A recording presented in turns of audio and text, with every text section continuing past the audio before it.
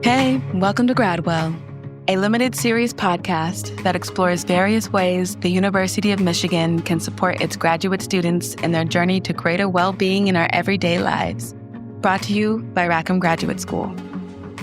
This season, we'll be talking to members of our academic community whose research intersects various dimensions of well-being. I'm Sam Hobson, a PhD candidate and a GSSA in Rackham's Professional Development and Engagement Office. My fellow grad students, it's time we start placing as much importance on ourselves as we do our work. You're worth the effort. It's really ensuring that everyone involved in the production, the creation, the support of graduate students and graduate education are taken care of. Hello. Today's resource is Elizabeth Rohr, Rackham's Wellbeing Advocate. Today, we're going to be discussing the landscape of graduate well-being, where we are, how far we've come, and where we go from here. I am super excited to have y'all with Elizabeth and me today. All right, let's jump in. So, Elizabeth Rohr used to be one of us. She's a graduate of Michigan's School of Social Work and is currently the Wellbeing Advocate and Senior Manager of the Wellbeing Advocate Program of the Rackham Graduate School. She partners with Rackham faculty, staff, and students to identify and address structural issues that impact graduate student mental health and well-being. Elizabeth has had an eclectic professional journey. She's worked in the private sector as a corporate project and event manager.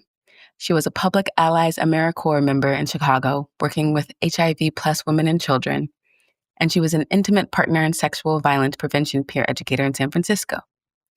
She helped conduct research and develop new programs for non-traditional graduate students at CEW+ here at Michigan. And prior to joining Rackham, she worked directly with undergrads to develop their mindful leadership skills at the LSA Barger Leadership Institute. Elizabeth, thank you for being here with me today. So, as the senior manager of the Rackham Wellbeing Program, what do you do? What is the Rackham Wellbeing Program? Very good question, and always the question that folks ask. As you mentioned in the introduction, most of what I do is work directly with graduate programs versus working directly with graduate students. And the reason this is back in 2022, the University of Michigan signed on to something known as the Okanagan Charter, which was really a kind of innovative approach to embedding health promoting resources, activities, programs, policies, structures at higher education institutions. And part of that work, again, is to really think about health promotion at a high level, where the impacts really can be felt.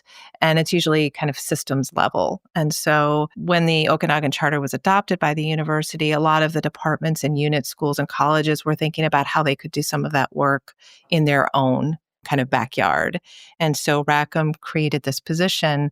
And again, not to work directly with graduate students, but to really think about how the structures of graduate education can impact both negatively and positively, can impact the well-being of graduate students. And so to do that, working directly with graduate programs to make those systemic changes.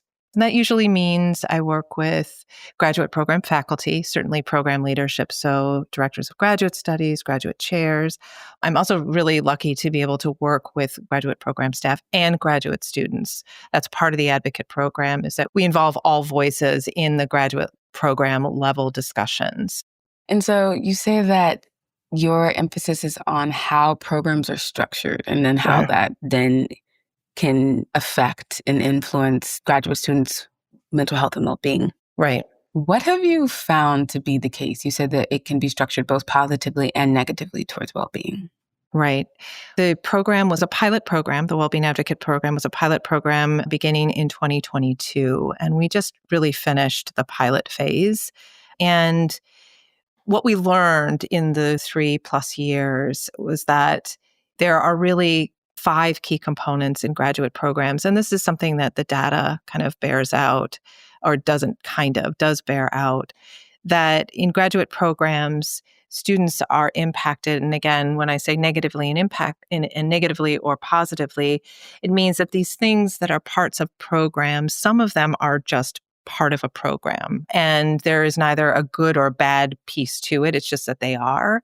It's that when there isn't, say, there isn't a level of communication or support or awareness or recognition around the thing, then it can have more negative impacts on students. But when there is more positive supports, maybe I'll use an example here of mentoring advising. We know from the research that mentors and advisors in graduate school, particularly in doctoral programs, are really key to positive outcomes for students, particularly well-being outcomes.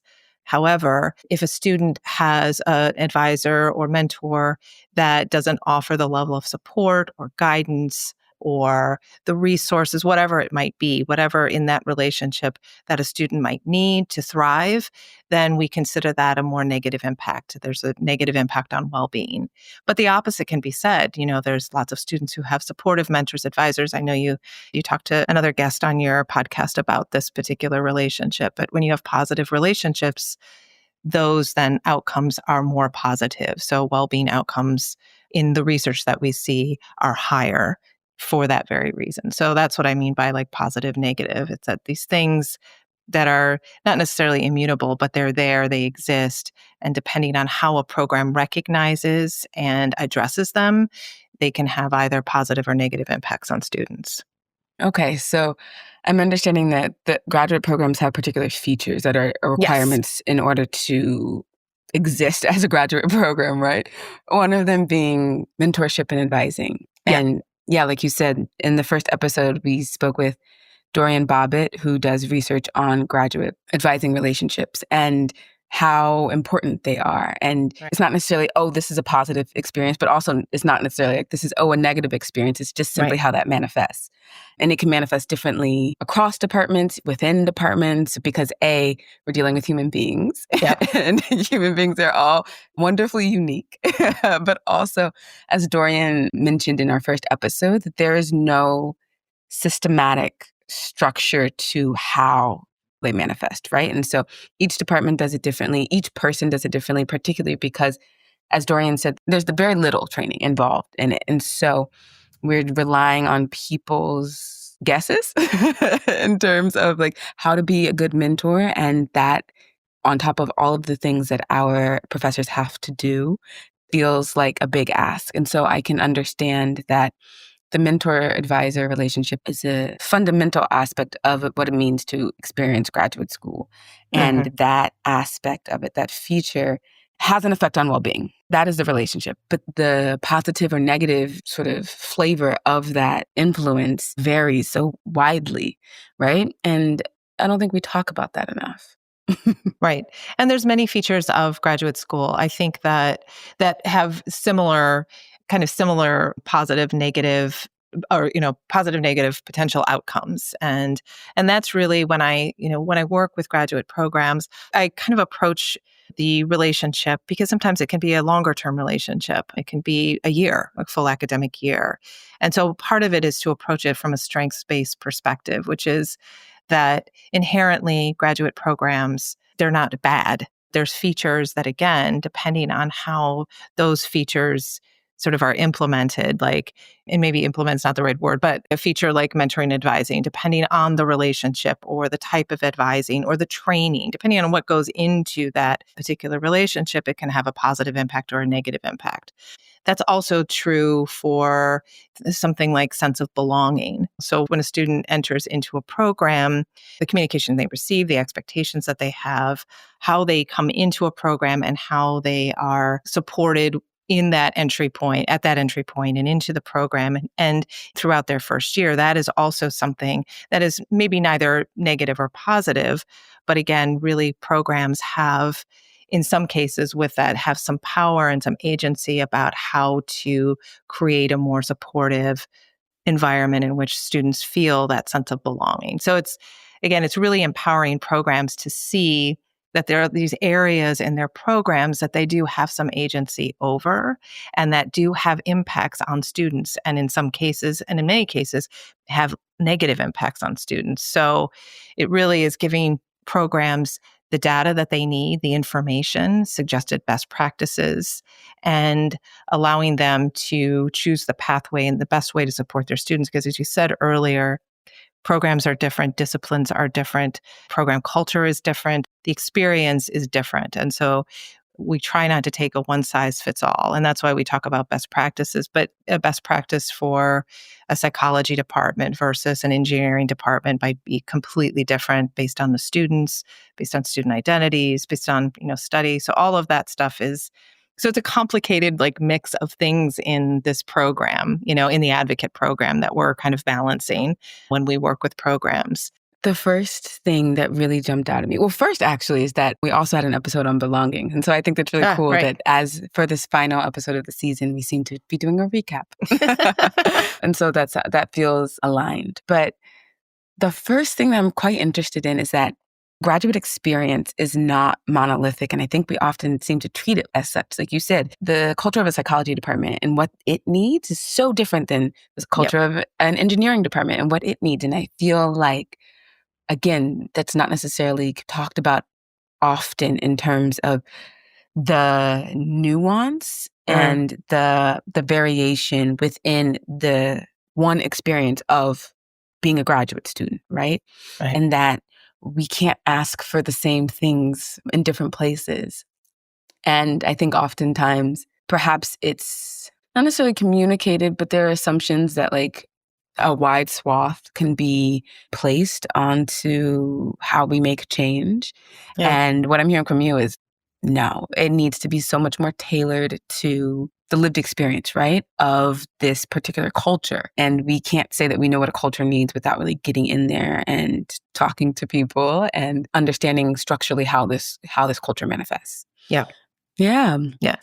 A lot of this work, of course, is not uniform. And as I said, for the most part, there aren't any one size fits all. But what we do have, which is really helpful, is a lot of data that's been generated at the Rackham level through the Michigan Doctoral Experience Survey, which is a longitudinal study that was launched in 2017. And so every year that survey is administered. So a new cohort starts, and every year after, they take the survey. You yourself may have taken the survey. But what it does show is that there are things that are shared across disciplines, across programs, but primarily across disciplines, because that's really what's being looked at.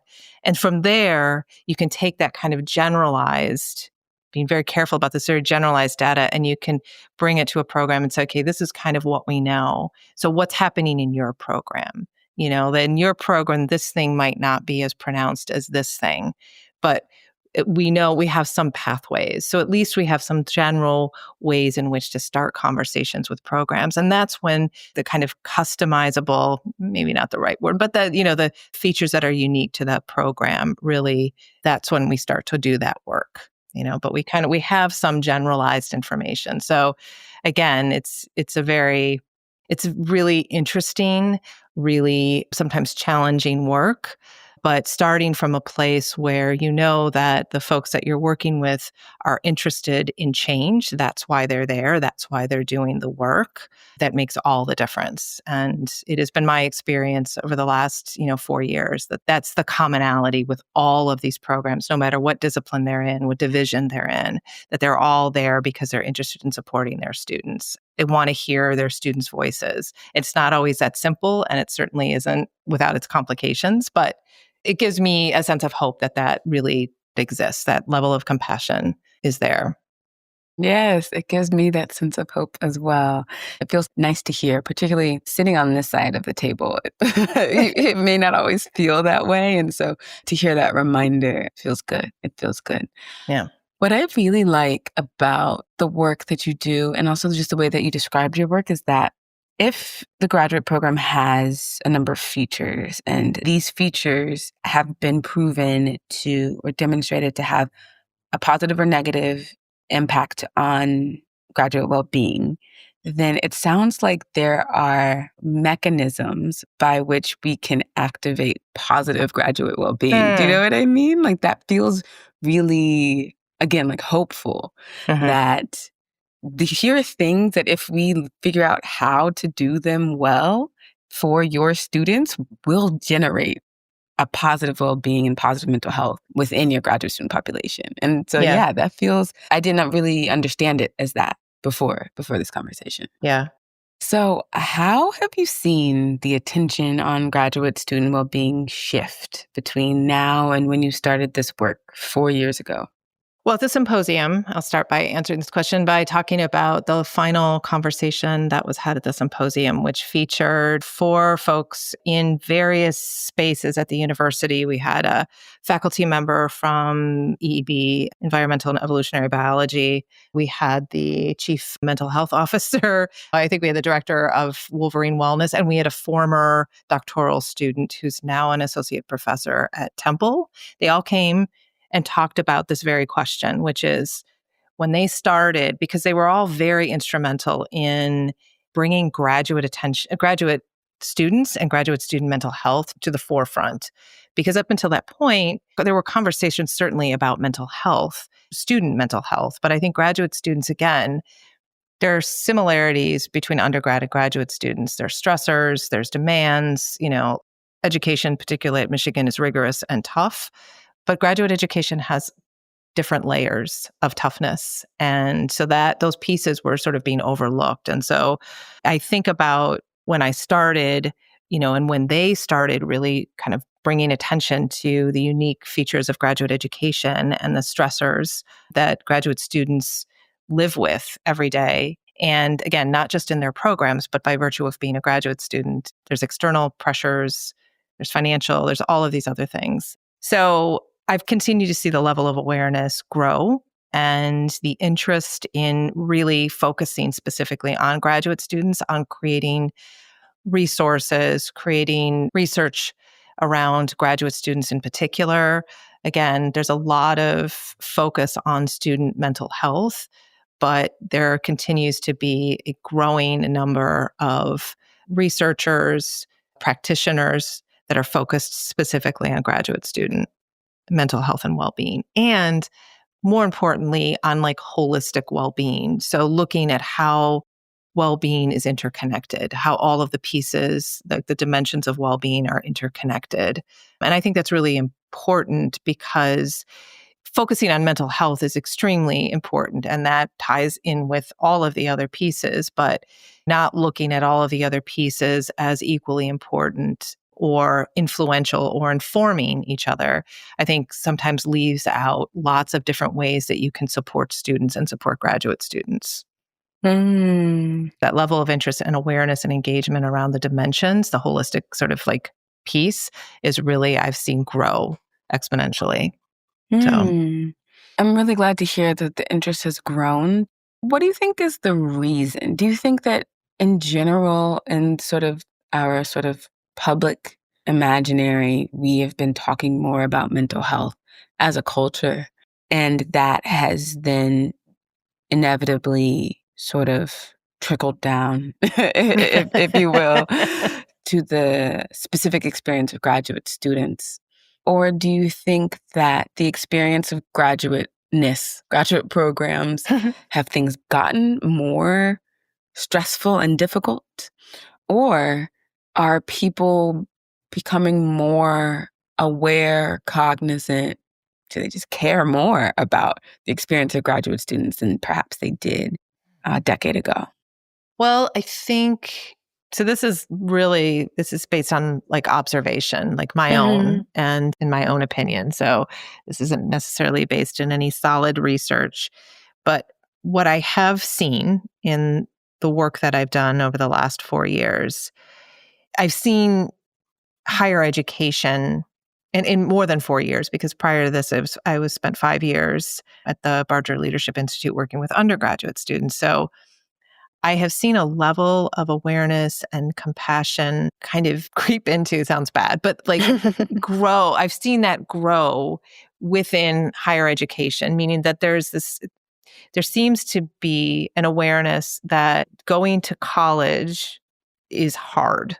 It's a period of huge transitions for the folks that are doing it for a variety of reasons, and those same transitions occur and those same challenges occur between undergraduate and graduate school as well. And so finding ways to bring more flexibility, bring different perspectives, think about things like universal design, like accessibility, like all of these things we've been really thinking about and really implementing in undergraduate education. But our undergraduate students are going to graduate school, and so they're bringing that same level of expectation, that same hope of flexibility, that same idea that one might need accommodations, one might need different types of accessibility, like that they're bringing those expectations into their graduate experience as well. And graduate education, I think, admittedly so, has always been a different, as you know, as a student, that the expectations of the rigor, the demands of it, I mean, all of those are different than that of an undergraduate student. And so I think that because the student expectations may be shifting, I think that that's perhaps why some of the kind of awareness and focus on graduate student well-being is now there in a way that it wasn't even a decade ago. But that's me sort of just thinking about what it's like to be an undergraduate student, and then suddenly you find yourself in a completely different environment in which you only are in courses for maybe a year, and then you have research. Like, it's a very different environment and not supported in the same way. It doesn't mean it's not supported. It just means it's not supported in the same way that maybe folks were used to in undergrad. And so I think that people are not only aware of it, but then are questioning, well, why does it have to be this way? Why does it have to be hard like this? Why can't it be more flexible? Why can't we have these things? And again, those questions are neither good nor bad. They're just questions of curiosity. Like, I'm coming into this and I'm asking, why is this so hard? And I don't have the answers for that. And again, I don't have any particular judgment about it. It's just, that's kind of my observation. And I think that will, as long as students are bringing awareness and a sense of agency into their lives as students, I think those questions will persist. And I think the level of awareness and attention on graduate well-being will remain. That is so very interesting that students are bringing in expectations, and these expectations are an impetus for change at the graduate level. But these expectations came from change that occurred at the undergraduate level from the institution side, right? And so It's like chicken and egg, sort of. Right. Terms. Right. Yeah, that's really interesting. Yeah. And again, that's observation. That is not born out of any type of research or, it's just in working with undergraduate students and supervising those students and really listening to their experiences in class and with their professors and then doing the same thing in the graduate school. I'm like, it's sort of like, I can see how that could be a challenge, when you are going directly, say, from undergraduate into graduate school. It's a completely different culture. And it's one in which I think it's harder to prepare for. And I think there's a lot of assumptions about graduate school that if you're there, you're ready for all of the things that come with it. And I'm not sure that everybody is fully prepared for that, so... I think you have a particularly keen insight, having worked with undergraduates and then graduates after, to understand, like you said, this shift, this transition that others might not necessarily have that perspective. So yeah, I buy it. I totally do. Good. Let's do the research. That's next. Okay. So speaking of research, you mentioned earlier the Michigan Doctoral Experience Study. Yeah. And 3 Michigan researchers published a paper a few years ago that analyzed the data that was collected from this longitudinal study. And we'll link that in the resources for anybody interested. So their paper described a number of key factors that contribute to graduate student well-being, like we talked about, including stress, competence and relatedness, and unmet needs for autonomy, among others. Right. How does the Wellbeing Advocate Program address these stress factors? Are there specific interventions that you have found to be effective? I would say that, again, because no one intervention kind of fits all, but some very general things that do seem to address or at least answer some of the stressors or the conditions that can lead to the stressors or the stress of graduate school. And I just mentioned earlier, just a few minutes ago, about expectations. We have a lot of conversations with programs often about the kind of misalignment of program expectation versus a student expectation around a particular thing.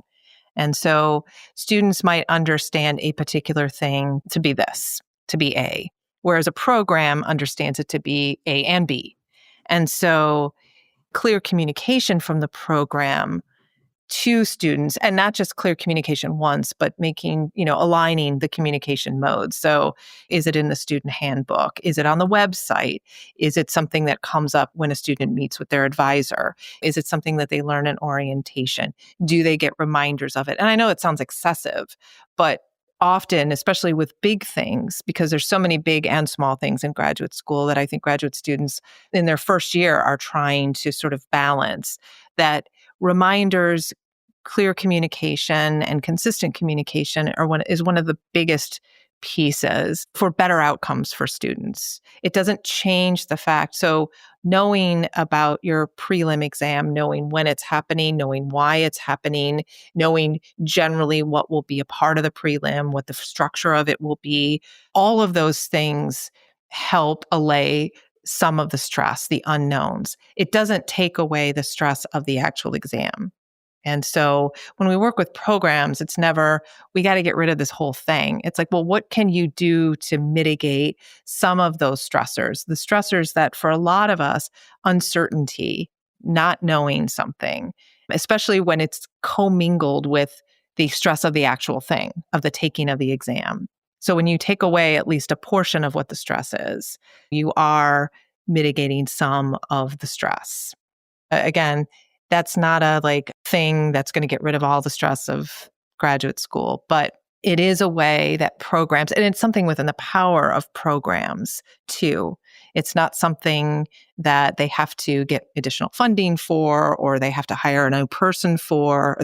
It's something that programs, if they align all of their communication materials and modalities, they can at least address the lack of communication or transparency or whatever it is that students have named as one of the key components of their stress. I worked with a program that had a really unique, we did a student survey, and on that student survey, communication emerged as a top issue in how students identified impacts on well-being. And so the chair had a really unique solution, which was there were individual emails that would go out at the beginning of each term that would outline kind of, hi, first years, this is kind of what you should expect. This is what's going to happen. Just kind of outlined everything, hi, second years, and so it was and really again, they were kind of customized emails that for each year cohort.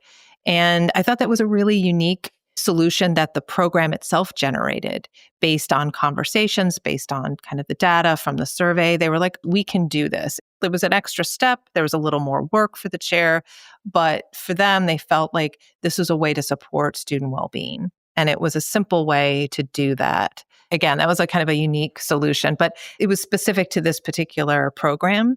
Other programs have used other solutions, other interventions to address things like communication. I love this. I really do. I feel like you said, we are so focused on the big things, the defense, the prospectus, the transition points, right? Yeah. But there's so many days in between those, in between those milestones, years often. And there's so much that can be done in the in-between, in those liminal spaces. Absolutely. That can really contribute to a much more positive and joyful and peaceful experience of those big transition points, right? Yeah, absolutely. And I have never really thought about it, but you're right. This disconnect between expectations and how the uncertainty of a thing, one of these big milestones, can contribute or exacerbate the stress that we experience of the milestone itself. Right. I think expectations are quite tricky because we don't always know that we have them, right? Yep.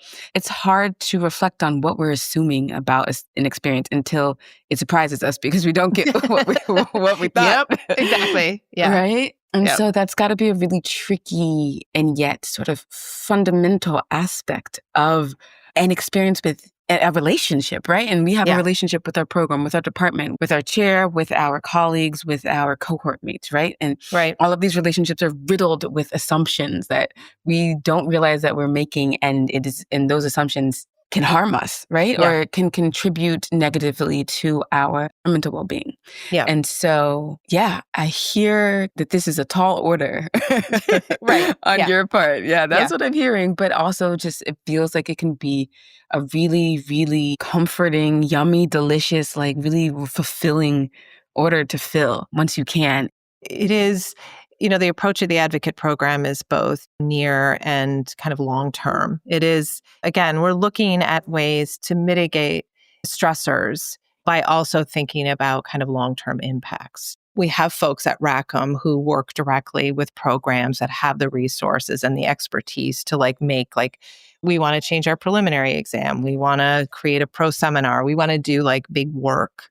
And so that is part of my role too, is once we get through some of those near term, kind of solutions and they want to do bigger work, it's okay, I'm going to connect you now to other Rackham resources. And we're going to keep in mind that well-being is part of that work. That well-being is the lens in which this work is being done. Elizabeth, I know you just worked incredibly hard to put on your inaugural symposium that explores well-being in graduate education. Can you share what that was about, how it went, and what you learned? So, in line with all of what we were talking about, part of the advocate program is I work directly with the Rackham Mental Health and Wellbeing Standing Committee, which has been in existence now since 2019. That committee is really charged with exploring well-being in graduate education, either through research or practice. And so we started a conversation about creating some sort of forum, which turned out to be a symposium, in which to feature, again, some of that research and some of that practice that is out there in the University of Michigan ecosystem. So that was very exciting. It was about a year in the making. The symposium was meant to capture kind of the breadth of work that's being done at the University of Michigan, and that included the Flint and Dearborn campuses. And so it turns out that we had a really, really diverse set of presenters and presentations. We had panels, we had posters, and really represented the broad strokes of well-being research and practice out there.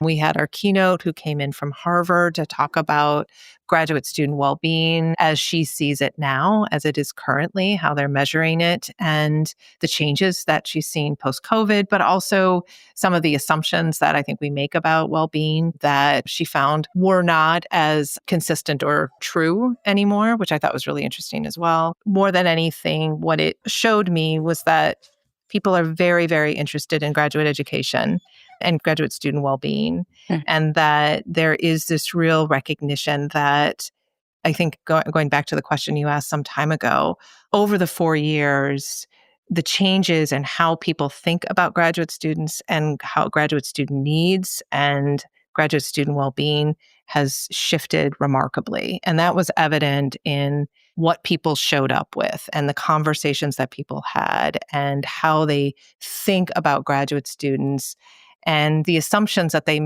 would have made maybe 5 years ago or even 10 years ago really are going away in some ways. Again, rethinking what it means to have rigor. What does that mean to well-being? So people are asking these big questions. Nobody is yet in a place to make big, huge changes, but people are having those conversations because they recognize that graduate education is a really unique experience. And for those that want to be a part of it, that go to graduate school, there really is a level of joy and enthusiasm for doing so. And so how do you maintain and retain that for future generations? So people are having these conversations because well-being is at the center of that. It's not just how are students' mental health? It is how is their relationship to their families? How do they feel about their programs? Are they connecting to their discipline? We're looking at all of these things that are important to really sustaining graduate education and well-being, again, being centered. So that was what I found was the most heartening about the symposium, is that for everyone who attended, they're all really interested in preserving graduate education. and strengthening it and really thinking of well-being as a key component of that. That sounds wonderful.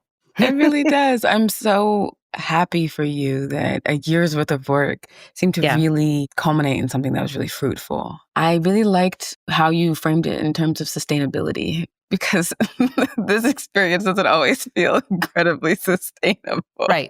Right. And so, like you said, that well-being is just one component or a broader umbrella under which there's so much nuance for the graduate student experience, and to then start looking at the nuance, those different relationships Yeah. to department, to family, to colleagues, to the institution, to et cetera, that go into our experience of well-being in a way that makes this relationship, like you said, a joyful one and a sustainable one that will then want to encourage others to engage Yeah. in as well. Yeah. is Yeah. really important. And I think such a nuanced perspective of well-being that I can imagine, like this wouldn't have been how we spoke about graduate well-being even 4 years ago. Yeah. I can imagine that. So this feels really hopeful. Yeah. Yeah.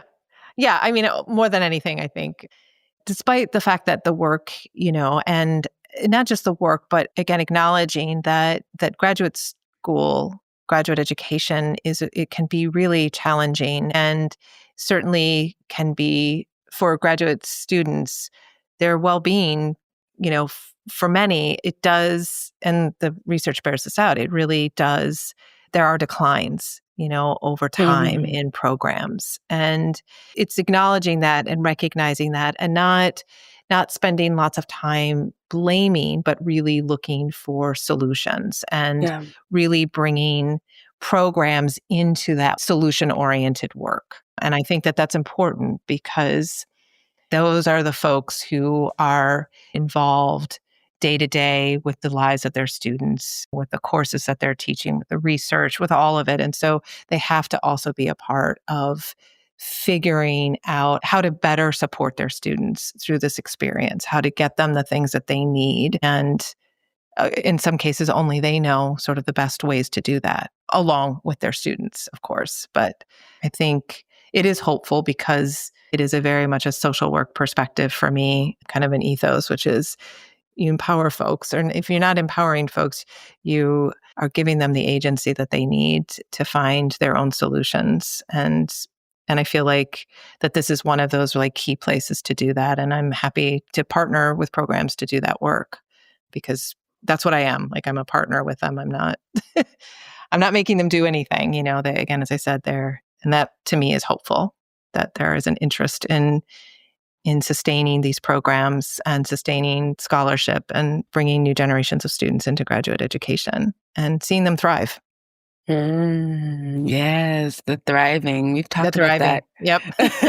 Yep. a lot this season about it's not just about surviving. Like, we really want to thrive while we're here. And a lot Yeah. of that takes effort on our part. You're not going to thrive without intentional effort Yep. and activating your own agency Yeah. to make sure that you thrive. So, yeah, I like that. I like that we seem to be collectively shifting our focus to not just like getting through, but making sure that we thrive while we're here. Yeah. Yeah. Yeah. More joy if possible. Yes, more joy, more laughter, more dancing, more singing, Yes. more snuggles, More all of it. snuggles. Actually, that is like that would be like the new advocate program, like that. Yeah. More snuggles. I'll sign off. Yeah. Elizabeth, speaking of all of this hope that we've been Yes. chatting about recently, where do you think the future of graduate well-being is headed? Oh, such a big question. What I hope is that there will be continued attention through research, through innovative practices. One of the things I love about the Wellbeing Collective, and I really didn't spend a lot of time talking about them, but the Wellbeing Collective is the university level body that is looking at systems and structures as a part of the Okanagan Charter. And so they, again, are really looking at how to embed at a systems level health promotion, well-being for the community, not just for students. Of course, students are our primary focus at higher education institutions, obviously, but for students, faculty, and staff. How do you bring the entire community? How do you really embed well-being so that we're all thriving? And so I think about well-being in graduate education kind of in that space of, we now recognize that it's not just programs. It's not just we're going to do this thing and it's going to help this thing in the short term, that we have that graduate education and graduate well-being, graduate student well-being is really like a much more complex kind of holistic task ahead of us. And that if we start looking at systems and structures as a longer term goal, then we have a real opportunity to, I think, again, as I said, sustain graduate education for the long term, because we will have students that don't burn out. We will have faculty that don't get burned. Again, it's really ensuring that everyone involved in the production, the creation, the support of graduate students and graduate education are taken care of, and get the things that they need. And that is really meta and hopeful, but that's what I think about when I think about it long term, is that people are thinking about systems and structures, and they know that there are certain things that need to be fixed or certain things that need to be strengthened. And so I think that there folks that are coming out of graduate school now and going to the academy are really thinking about those things, and they're thinking about it for their students, and they're thinking about it for the next set of students. And I've met a lot of faculty who are really focused on making sure that their students are very successful in all areas as they make their way through their programs. And it's going to take a lot of time, but I am super hopeful. And we probably need more deans like Dean Solomon too. So to really kind of anchor some of this work at a very structural level. Because that's, again, when we talk about systems and structures, that's also where it starts too. You start with leadership in institutions who really embody this idea that well-being is central to the health of an institution and all of its community. So I totally agree. I really appreciate the interconnectedness that you made note of in terms of that. Just acknowledging that, we are all interconnected as human beings living on Earth, right? But that my graduate well-being is not just well-being at the graduate student level. In order to have true graduate well-being, my well-being is interconnected to my faculty's well-being, to my chair's well-being, to my administrative staff's well-being, right? If their well-being is not well, my well-being isn't going to be well, right? Yeah. And I really, really, really appreciate that perspective. I think that taking a holistic approach is always, one that creates more true change. I never thought about it. I never thought about how graduate student well-being can not only exist at the graduate student level in order to be actualized. Yeah. Yeah. You've got my wheels spinning in terms of how can we not reframe, but how can we shift how we frame graduate well-being in order to incorporate, like you said, our entire community, our entire network, our entire collective of experience, of relationship that is what it means to be a graduate student and to experience graduate education. Yeah, that's really cool. Yeah. Elizabeth, do you have anything else you'd like to share before we part ways? I'm grateful that you invited me to join your podcast for today, and grateful to talk about my program and the work that I'm doing. There's an element to it that's not very glamorous, but is certainly genuinely altruistic and hopefully effective. Elizabeth, thank you. Thank you not only for being here with us today and sharing your insight, but also for the work that you do, for the very likely invisible work that you do for us as graduate students to make sure that our experience here is as wonderful as it can be. And like you said, I know it's a slow process, but that's okay. Yeah, it's okay. Thank you. Thank you.